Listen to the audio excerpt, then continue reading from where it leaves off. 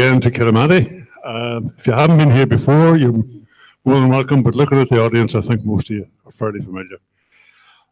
Tonight's talk, as you can see, is about tracing your American relatives. But before Eileen gets lodged into that, I just want to let you know the background to the talk is work that has been ongoing for some time between Eileen and her mother, Marie, who is the woman looking after everybody's hospitality here. And the two of them have been working in concert over months, if not years, probably. So this is the result of their research, and we hope you all enjoy it. And anyone who's watching it online also will get something from it. On the subject of being online, we found that in response to the talk we had 2 months ago from our members, both at home and abroad, that they were really into that concept of linking up with what's going on here live in Kirimati. So we think we're going to try and extend that whole idea because I think we will be entitled to funding for that. And basically what it'll allow is people who are members of the society who live in Australia or America or Canada, wherever it may be, that they can actually come online, either type in their questions via email, and they can be answered after the talk or after each talk is given. Or indeed, it may be possible, we don't know yet, for them to actually come on and do a face-to-face conversation with the speaker. So that's where we're hoping to get to. And we think that's a new departure for most historical societies, but we live in a modern technological age and we've got to make the best use of what's available within a budget, of course. But that's where we hope to be. And for those of you out there who are not here tonight but can hear this broadcast, you know, we keep you informed through the website and through emails as to what the progress will be in the near future. Anyway, I won't detain you any longer. As I said, Marie and Eileen have been working on this for quite some time, and I have seen part of this talk before when Marie and Eileen were tracing some of their relatives from up in the Ballygawley parish or the Errigal parish. So we hope that everybody will pick something up from it, learn something from it. And one other thing just before I quit, it just occurred to me, we still have about 3 or 4 of the cheap DNA test kits. And if anybody wants to avail of it, they're £40 each, and Marie has them here tonight. So get your speak in as early as you can, because they'll cost more in the next batch. But anyway, without further ado, I want to introduce you to this lady on the left, who's the beauty, I'm the beast. And Eileen has been our secretary non-stop for 10 years. And for that, folks, she needs a round of applause. A very dedicated servant to the society, very active, keeps fantastic minutes, and she's also secretary of the local Family History Society. So she's what I call committed. And you know, it's great to have people like Eileen and her mum Marie in this society, because that's what makes it work. So without further ado, here you go, Eileen. Thank you, Brendan.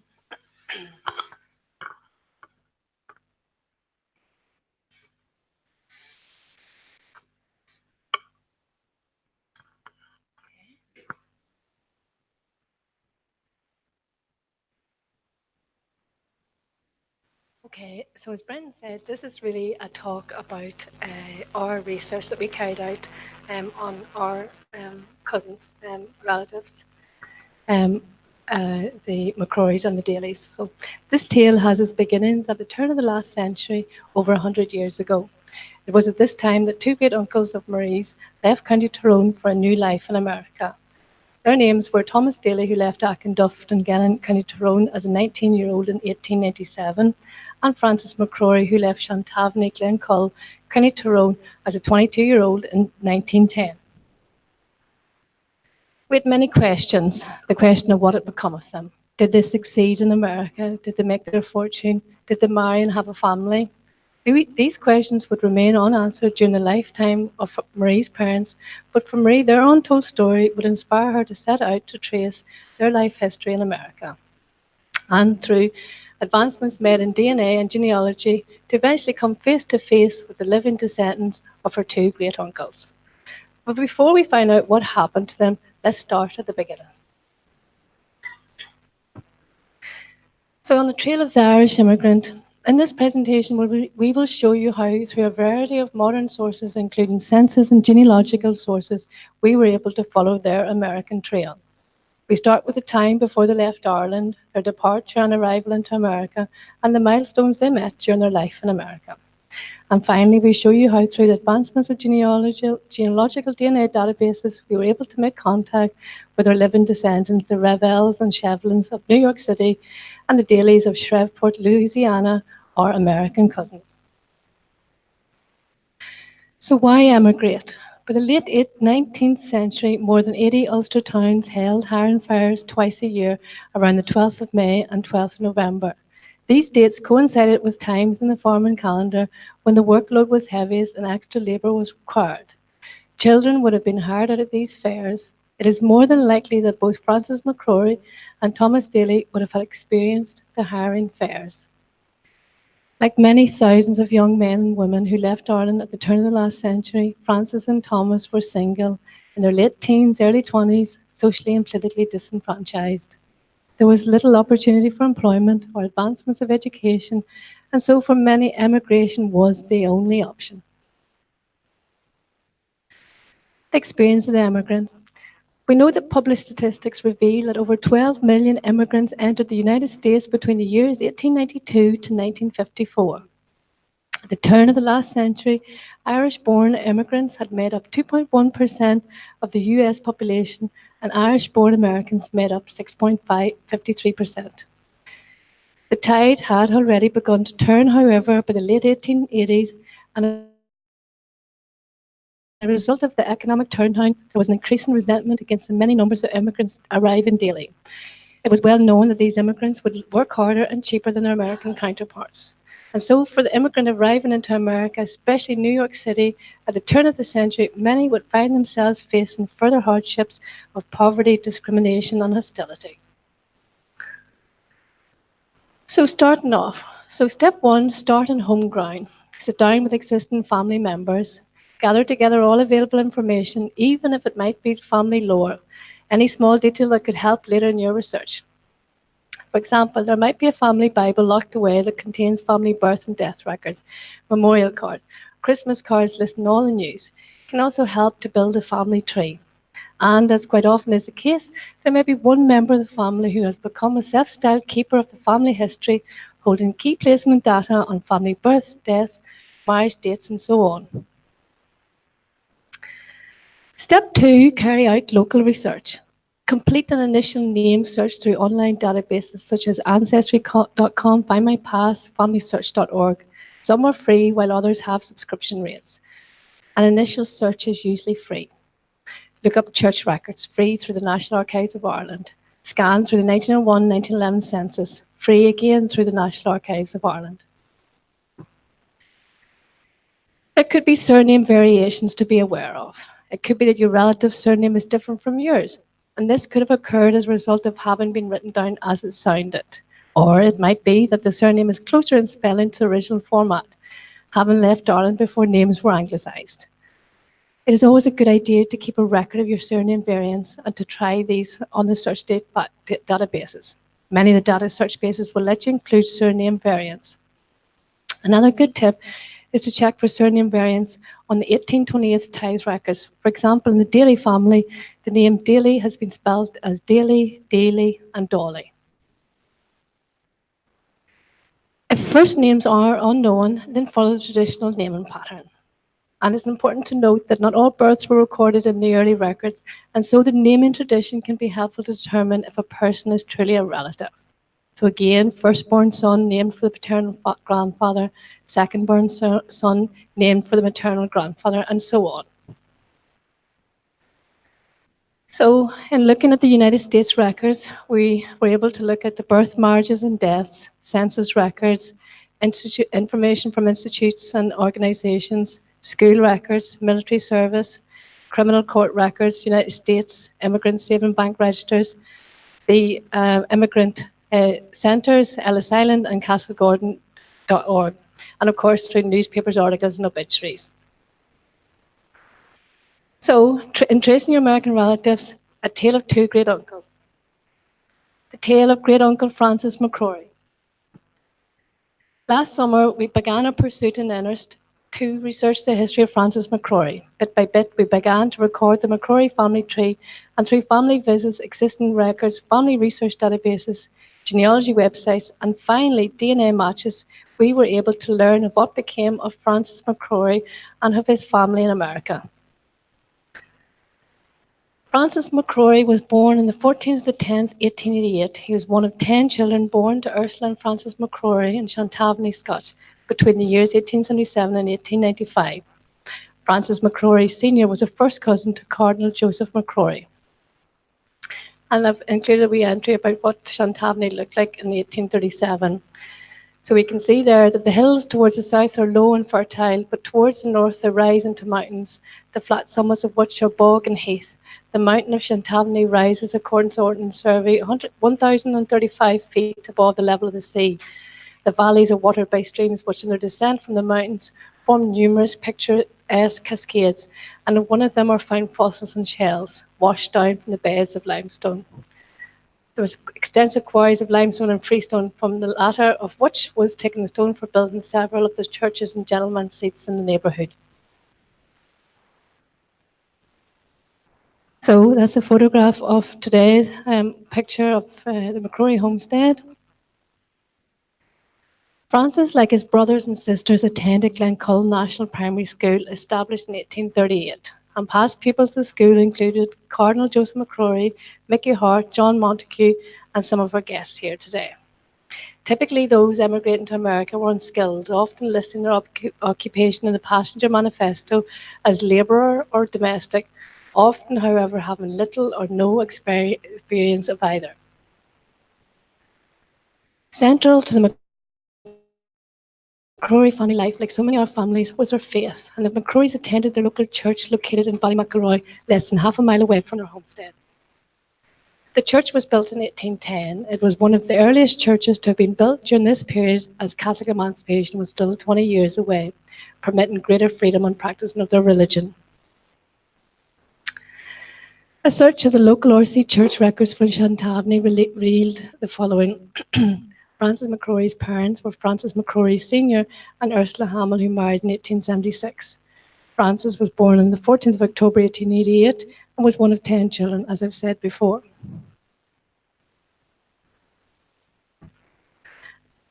I looked at the 1901 census for the McCrory family, and we find a list of some of the children, but not all of them. The untimely death of Francis's father leaves his mother Ursula widowed with a young family of 10 children, 8 boys and 2 girls.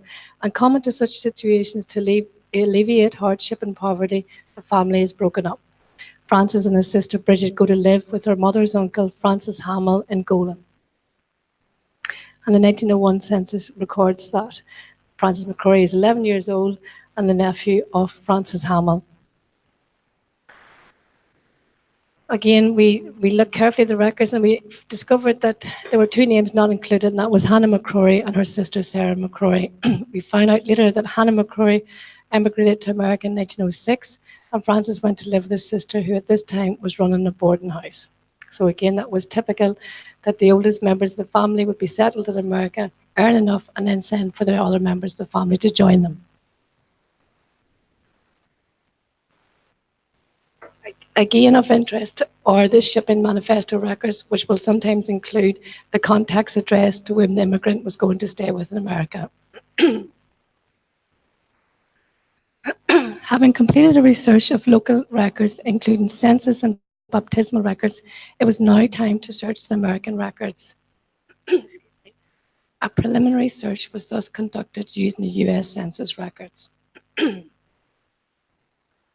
So what did we learn? The research revealed Frances McCrory married to a Madeleine Cartwright. We learned also that all individual records from the Federal Population Census are confidential for 72 years. The 1940 census records were made available in April 2012, thus the 1950 census records should be made available from April 2022. These records have been digitalized and are available through genealogical websites such as Ancestry.com and Find My Past at a subscription rate. However, the microfilm copies are available for free to look up in many libraries and archive centers throughout America. Okay.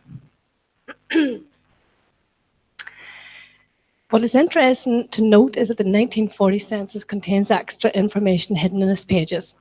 Approximately 5% were asked supplementary questions about their lives. Where an additional question was asked, this is recorded along the left-hand side of the census report. This additional information was recorded at the bottom of the page, and additional questions included place of birth of parents, native tongue of parents, and whether a veteran. And as you can see there on the census record, along the left side of the index, you can see a little bit of extra writing, and then the bottom gives a bit more information. Again, other records linked to the census records are maps. And again, if you're looking for where your family member might have settled in America, it's useful to look at both these records together. Another helpful hint is to look at the town state where other neighbours from the local town line went, as this is more likely that where your ancestor went to. Again, the land records can reveal more hidden clues, which can provide more detail on the life history of your relative, providing a picture of where they lived, married, had families, were employed, attended school, church, were members of other societies, and finally where they were laid to rest. Modern maps will show old boundary lines, which can bring your relative story to life. So, looking at the passage to America, in response to the increased volume of immigrants arriving sick or having died in transit, the US Congress in 1819 passed legislation to limit the number of passengers on each ship. And beginning in 1820, the captain of each ship arriving had to prepare a customs passenger list and filed it with the collector of customs at the port of arrival. This passenger list is a good source of information. By the late 19th century, North Atlantic steamships were making a journey to and from America easier, and a journey that once took 3 months could now take 9 days. Passenger lists from ports outside of Ireland should also be researched when tracing your relatives. It is noted that many Irish people travelled to Liverpool, where the size of the port could accommodate the larger ships. Again, these passenger lists can be accessed through the 2 Immigration Centre data record bases, and that's Castlegordon and Ellis Island, and both these databases are free. Castlegordon has 11 million records of immigrants who arrived at the Port of New York from 1820 to 1892, and Ellis Island Immigration Centre opened in 1892 and processed 12 million immigrants from 1892 until it closed in 1954. For those researching their family history, these databases offer an important first step in identifying the basic record of a relative, their name, their age, their marital status, occupation, next of kin, and place of origin.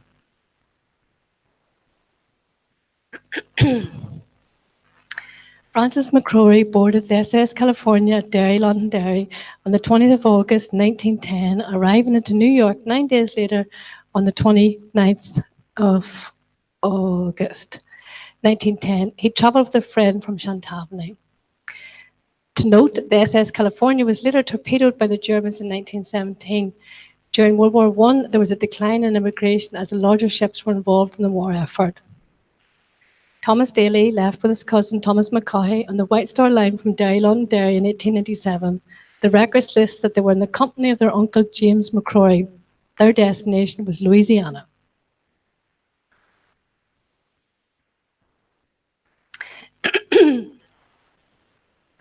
Okay. Depending upon the departure or arrivals, the regulations required the following to be completed. So we could get a record of the name, the age, marital status, height, any discerning scars, colour of eyes, hair, mental health, who paid for the steerage, the occupation, and where the person was travelling to. So what did we learn? We learned the age of the passenger, whether they could read and write, their marital status, their occupation, next of kin, mental health status, any discerning features, and who paid for the fare and the final destination. Other sources of interest are US Gen Web Archive special projects. And this is broken down into different states. And again, it's very well worth looking and typing in just random searches. And again, each state has a little bit more information. And again, you do not know what you could find. So for Francis McCrory, one of the first records we found was his World War I draft exemption application. And that's it there. Francis is now 28. He has a wife, Madeleine Cartwright, and 2 children, James aged 3 and Madeleine aged 2 to support. He has been in America for 6 years and has recorded his own in his own saloon bar in New York City. Other records that provided information included their census records from 1920 to 1940. Francis McCrory is recorded as residing at 202 West 98th Street on the date of application, 29th of March 1917. He's been in America now for 7 years. Francis is now an American citizen and could now enjoy the benefits associated with American citizenship. Over the course of the next 16 years, Francis McCrory would become a property developer. His business partner is recorded as William Goodfellow. His residential address would become more upscale as the years went by, having bought houses in Long Island and in Riverdale, New York City. His 2 children attend private schools. A letter from his son. In a letter written by his son James McCrory to his daughter Barbara McCrory, he records, "We moved to West 57th Street into an 11-room apartment where I began to remember things. There started school in St. Paul's. My father, who had been working as a bartender, acquired one of his own, a tavern. Remember seeing Dad only a few times in the next 10 years. When he would come to take us out for a ride, first in a horse and buggy and then on a car. My father became successful in business and always provided the best of care for us all through. However, unbeknown to me, the crash had hit and hurt my dad. In fact, I didn't even realize the depression was on. He never complained and still held up a front. Of course, keeping up with the Joneses left him very little by the time he died, when he was working for a living again." So the impact of the Wall Street crash. So for many like Francis McCrory, the streets were paved with gold for a time anyway. However, it is acknowledged he braved through the hard times following the crash of 1929. Forced to work for a living again, Francis returned to the trade of his youth to work again as a bartender. Francis is recorded as having died at the age of 49 in 1940. His last address is recorded as 340 Amsterdam Avenue, where his occupation is listed as a bartender.